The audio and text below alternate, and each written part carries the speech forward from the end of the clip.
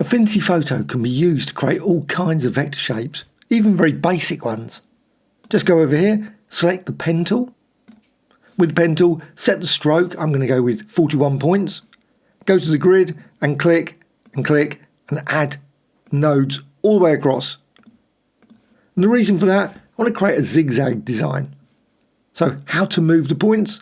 Just go over here and select the node tool. So with node tool, click there and then drag up. And again, snap on that grid point. And again, there. And again, there. So now you've got a very, very quick zigzag design. Well, how to actually get the grid? Well, you need to go to View and Show Grid. And you can set the grid via the grid and access. Set all the various settings, such as basic, and close that. Well, once you've got this vector design, you can also add layer effects. Go to the Layers panel, and you can find that in the window menu.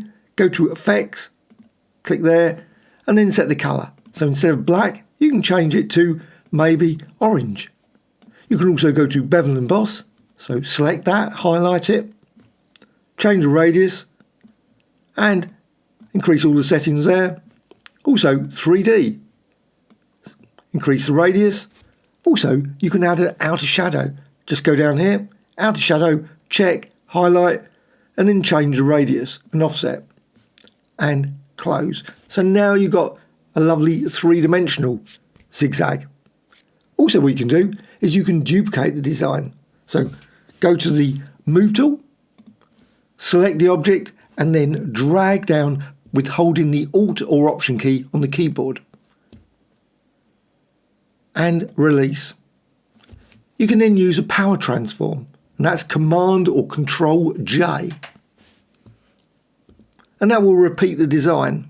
So you can create 4 or 5 of these zigzags.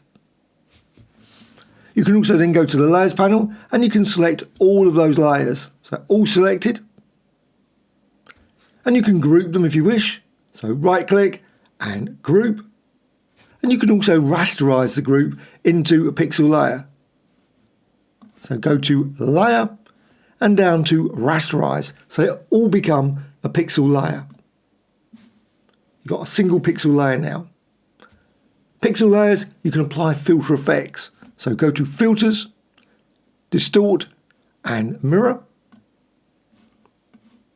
You can set a number of mirrors. So I've got 1 here by default, but you can set it to 3, 4. Also, you can move the input, just change that around and click Apply. And you've got this amazing design, super quick in Affinity Photo.